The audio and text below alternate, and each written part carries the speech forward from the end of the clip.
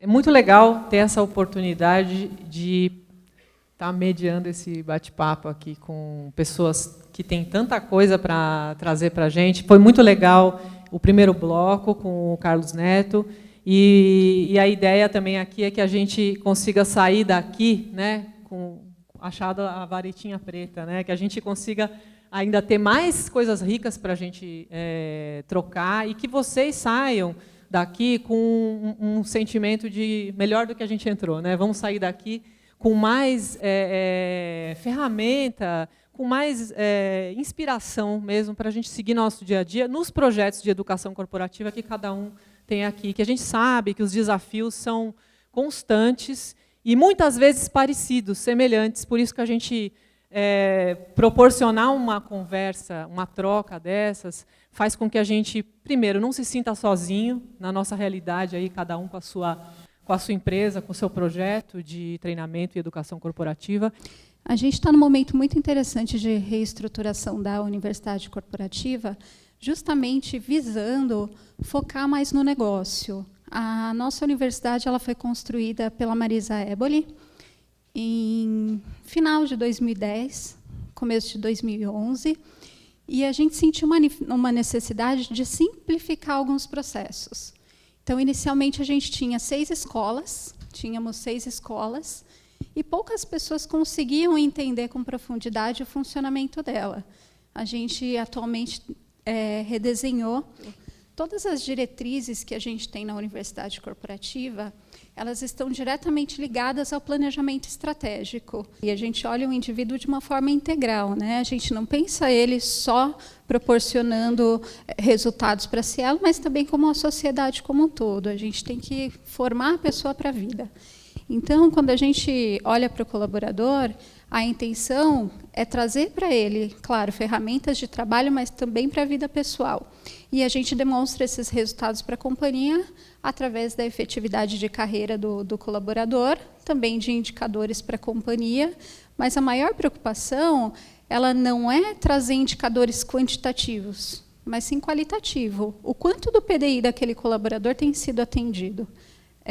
Por isso, a gente tem um projeto bastante grande e complexo, que para o ano que vem, uma das fases de implantação de plataforma é justamente integrar toda a trilha de desenvolvimento do colaborador com um plano de desenvolvimento individual e trilha de carreira, onde a gente vai ter uma gestão muito mais completa desse desenvolvimento. Legal.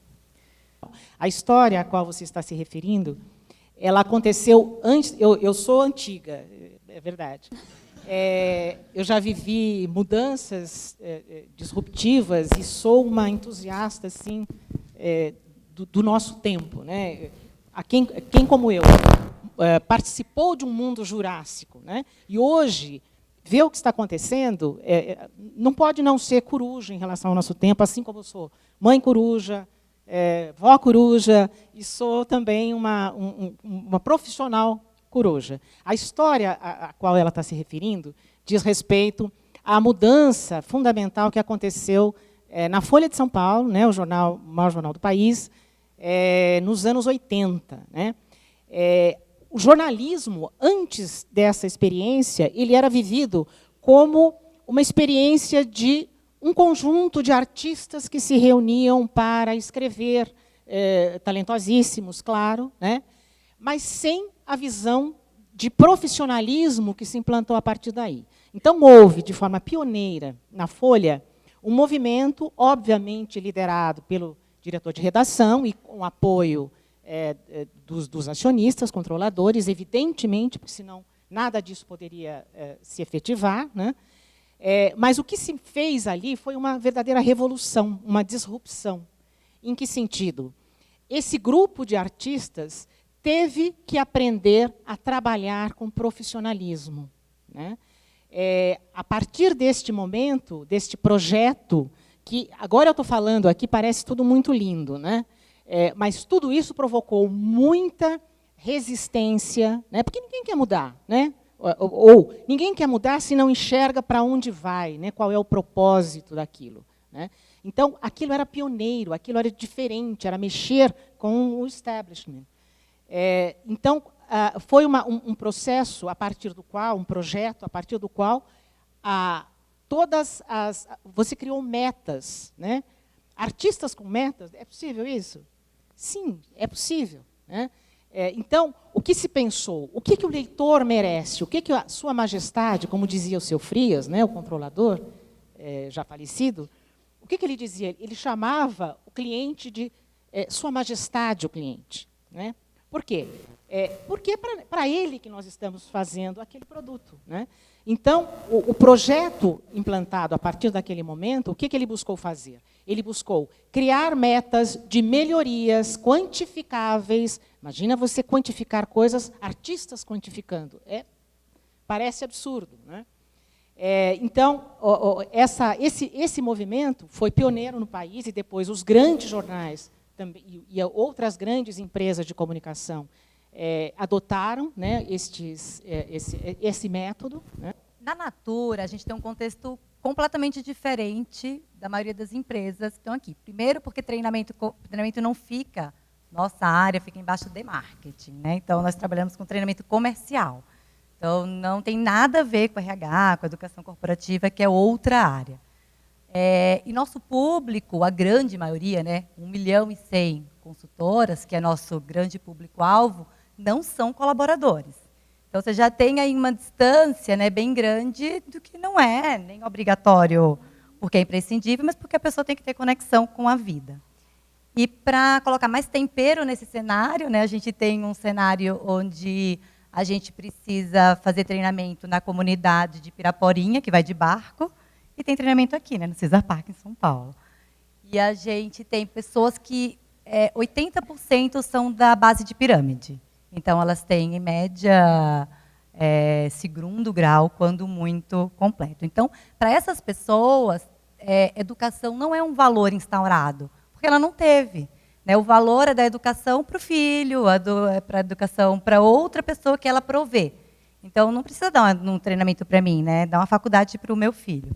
Então, trazer essas pessoas para o jogo, porque também é importante para a gente que cada vez mais nosso cliente final seja contemplado com uma consultoria, né, de qualidade, é um desafio instigante. Né? A gente fala que a gente é sempre inconformado, sempre insatisfeito, sempre querendo fazer algo diferente. Então, a gente faz várias coisas. Primeira coisa assim, que é super importante é estar no campo. Né? Não dá para a gente falar com base de pirâmide estando dentro do escritório. Então, a gente precisa ir, pegar o barco para conhecer a comunidade, para saber a dificuldade daquela pessoa. A gente precisa também estar nos outros ambientes para poder entender a complexidade. Então, isso é uma coisa que a gente tem instaurado. A gente lança um treinamento, a gente tem que ir lá ver o que está acontecendo e ter muita agilidade na evolução da melhoria, porque o impacto é gigantesco a cada experiência, né, que não é tão boa. A outra coisa é conectar o assunto com a necessidade. Então, vou dar um exemplo bem prático. A gente tinha um treinamento de maquiagem. Venha fazer o treinamento de maquiagem da Natura. O que quer dizer o treinamento de maquiagem da Natura? Vão ficar lá 1 ano ensinando, né, quais são os produtos. Não vou. A gente dividiu o treinamento todo em módulos e agora a gente vem assim, aprenda a aplicar a máscara. Venha cá e aprende a usar o batom. Isso aumentou em quase 70% o número de adesão às CNs do curso, porque eu preciso tangibilizar o que ela vai fazer. Uma ação muito bacana que a gente está adotando esse ano foi calendarizar as ações imprescindíveis, e a ativação desse tipo de curso ela não é feita pela universidade corporativa. A gente lança o curso, comunica para a companhia, mas quem ativa isso junto com o colaborador é o BP de RH mais o gestor. É uma forma que a gente tem de tirar esse estigma que a universidade só vai trazer para vocês coisas obrigatórias. Muito pelo contrário. Agora, toda semana a gente lança comunicados de coisas novas para autodesenvolvimento. E nossa adesão, a gente lança um e-mail marketing, por exemplo, de um vídeo do 4 minutos da Ciatec. A nossa adesão é altíssima. A gente vai assim para 150, 200, 300, 400 rapidamente. A outra coisa que a gente entendeu, e a gente tinha muita reticência com a cenoura. Então a gente falava, pô, se eu vou fazer campanha, vou viciar, e aí não quero fazer campanha, né? Tipo, nunca mais eu vou tirar, ela só vai vir com campanha. E a gente começou a trazer alguns estímulos, não só de doação de produto, mas com composto promocional. Então, você faz alguma coisa, você tem desconto no pacote para que você consiga promover a experimentação. E a gente tem uma taxa de retorno de mais ou menos 25%, o que é muito bom. Porque para a Natura, principalmente o treinamento no âmbito virtual, ele tem um papel de inclusão social muito grande. Muitas pessoas entram pela primeira vez em uma plataforma, ou porque vão ganhar um batom, ou porque vão ganhar um desconto num composto promocional, e daí elas não saem nunca mais. Elas se apaixonam, e não só na Natura, mas em outros âmbitos, né, da vida. A gente, no nosso portal de treinamento, no virtual, a gente tem a maior taxa de permanência de todos os portais da Natura. Então, comparando com blog, com site de captação de pedido, com site de consultoria, o portal de treinamento ela consegue ficar hoje até 12 minutos, 13 minutos, o que é muito. E eu acho que uma coisa interessante que a gente faz também, principalmente no virtual, é entender a experiência do usuário. O que é óbvio para a gente não é óbvio para quem está lá. Então, a gente começou a entender melhor o perfil do nosso público. Hoje, é uma das coisas que eu mais sou rígida mesmo, é a questão de carga horária dos nossos treinamentos. Se tem mais do que 15 minutos, a gente tenta quebrar em módulos, fazer peças educacionais diferentes. Na questão indicadores, quando a Mirelle comenta dessa virada de chave, eu estou na área de treinamento da Natura há mais ou menos 4 anos. Sou formada em administração, eu era da área de comércio exterior, e logo no primeiro mês que eu entro na área de treinamento, eu tinha o desafio de trocar a base tecnológica da nossa plataforma virtual, que até hoje não é um LMS, é uma ferramenta construída dentro de casa, com características muito básicas de LMS. E no meu primeiro mês de área, para a construção dessa plataforma, nós fizemos um projeto de 2 meses, baseado no Design Thinking, viajando o Brasil inteiro para entender a necessidade da minha consultora. Qual era a relação dela com educação, com internet e com a Natura. Então, isso a todo momento, nós temos o cuidado na área de vamos para o campo. Vai lançar um treinamento presencial, vai para o campo. Eu aplico. Outro dia mesmo eu estava em Diadema, na comunidade, aplicando o novo treinamento de maquiagem da Natura, porque eu quero ver a reação. Eu posso fazer o treinamento mais lindo para a base da pirâmide, a melhor consultoria educacional, mas se eu não estiver ali, no papel da gerente de relacionamento aplicando, eu não consigo me colocar no papel do outro. E quando a gente olha um pouco de indicadores de treinamento na Natura, da importância dele para a consultora, a gente vê que no pilar, onde a gente mede a satisfação da consultora com a Natura, treinamento é mais importante do que o pacote comercial, mais do que a promoção e o brinde no final do mês. Ele é um dos pilares fundamentais para a lealdade e para a satisfação da consultora com a Natura. Então, apesar dela não ter tido a formação básica em educação, e muitas são analfabetas funcionais, ela reconhece naquele momento a transformação pessoal dela e chegar em casa e falar, eu estive num treinamento da Natura, ou eu fiz uma sequência de uma formação virtual em maquiagem, e eu vendo mais. Eu pago o colégio dos meus filhos porque eu sei mais do produto e eu aumento a renda dessa família. Então, para a gente, o indicador de lealdade e satisfação é sem igual na entrega do nosso trabalho, né? E aí a gente tem feito também, agora, a gente começou em 2015, a trazer muito o olhar para a aprendizagem. Então, ok, a gente tem aí os indicadores de negócio, mas a gente também é importante para saber para a gente o quanto aquela pessoa acrescentou de conhecimento. E a gente partiu para coisas muito simples. Então, por exemplo, a gente tem um treinamento, que é um treinamento que toda consultora que chega ela tem que fazer. E a gente tem um investimento alto nesse treinamento, porque a gente tem que ter produto, a gente tem um encantamento que faz parte desse começo da atividade. E aí a gente queria lançar, e ele não só era obrigatório, como era obrigatório presencial. Então, você imagina, 40 mil pessoas entrando a cada 21 dias, e todas tinham que ir fazer presencial, senão ela não fazia mais pedido. E aí a gente queria, na época, lançar o virtual. A pessoa, não, como que ela vai experimentar produto? De jeito nenhum, jamais, ela não vai aprender, não vai saber. Nananana. Tá bom, então a gente pegou um hotel, colocou um grupo de consultoras, 30 consultoras, de manhã, e um monte de computador. E colocamos o treinamento virtual. Fizemos um teste antes e um teste depois, teve um índice de aprendizagem. Pegamos o mesmo treinamento à tarde, alugamos uma sala de hotel e colocamos uma facilitadora para fazer o treinamento. De manhã ela demorou 15 minutos, porque ela faz sozinha, o conteúdo exatamente o mesmo. À tarde, a facilitadora demorou 1h40 para uma turma de 15 pessoas, de manhã fizeram em média 30. E a gente fez o mesmo teste, antes e depois. A gente teve um índice de 30%, mais ou menos, maior, na turma da manhã do que na turma da tarde.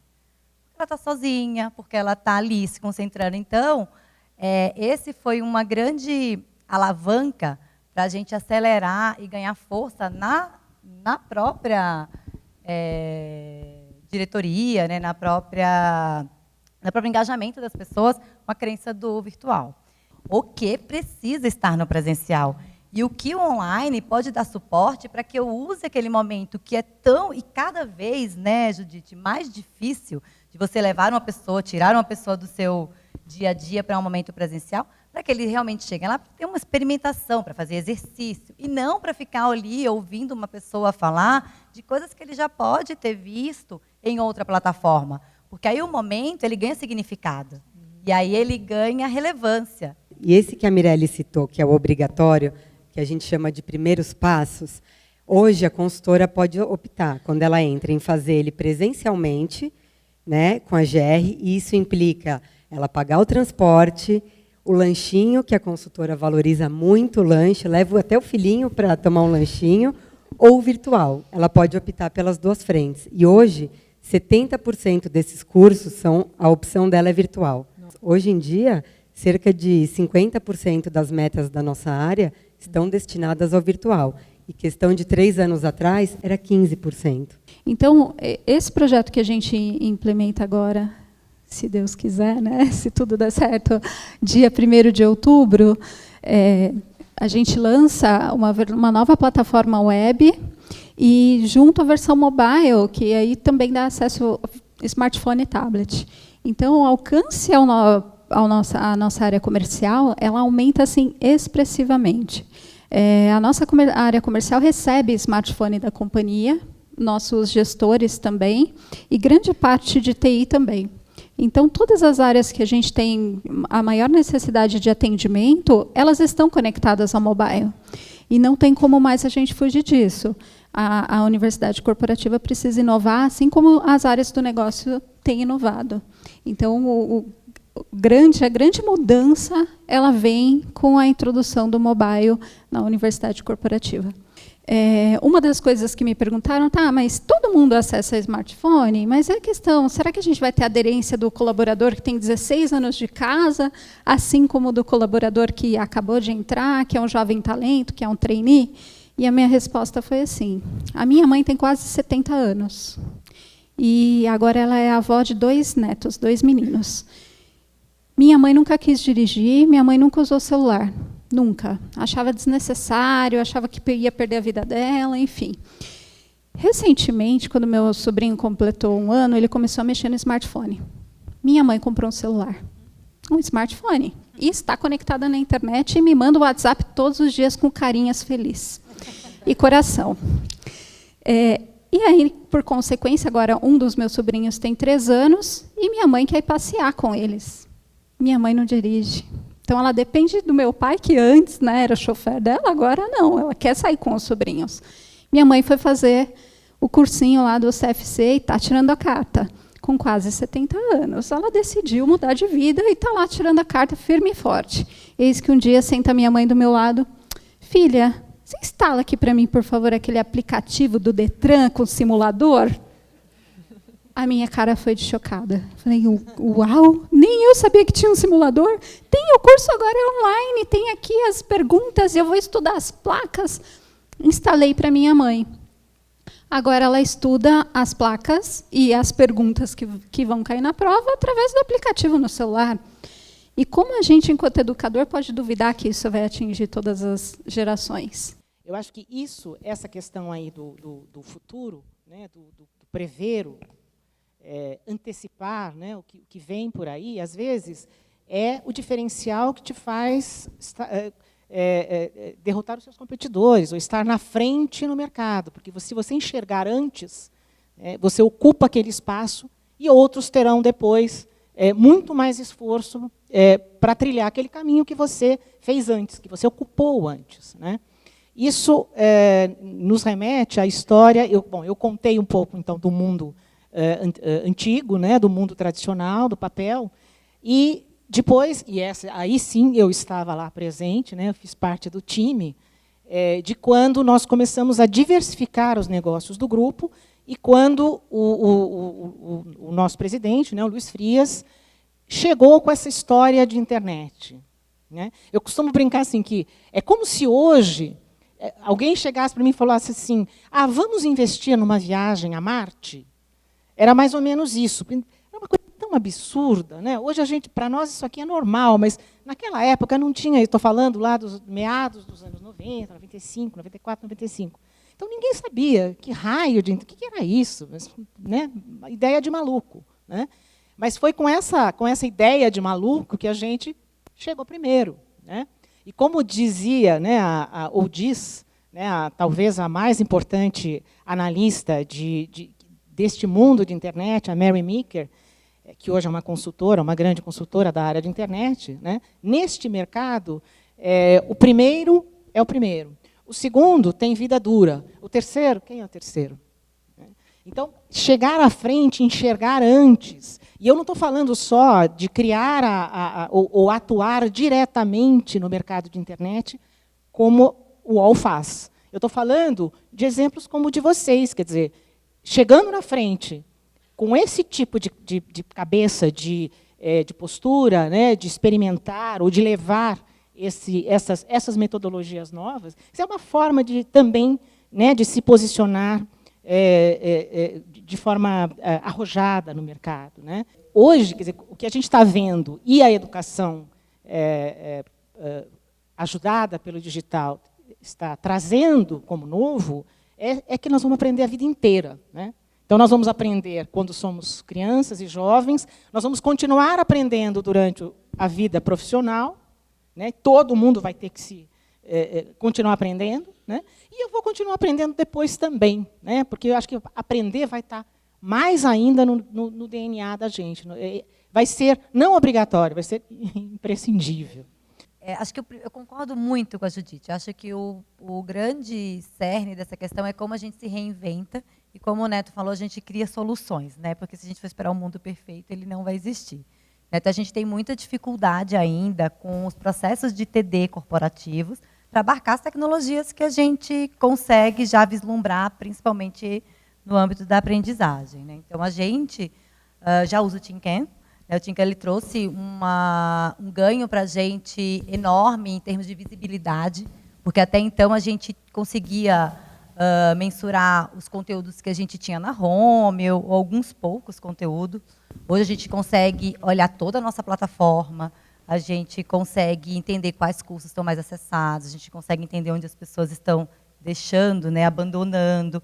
A gente consegue ter uma atuação mais direcionada, e a gente consegue ter um olhar, né, a gente fica de visão helicóptero, né, uma visão helicóptero da coisa muito mais estruturada. Acho que a gente tem um papel, né, como educador, de levar as reflexões, porque é normal que a gente lide com um público muito pragmático, muito objetivo, né. O papel de trazer a reflexão e despertar o desejo diante das possibilidades é de quem está sentado nessa cadeira hoje, é de quem quer fazer a diferença. E a diferença não está no número, a diferença está na aposta, está na certeza e em gerar, né, e não parar na primeira barreira, e sim continuar. Acho que esse é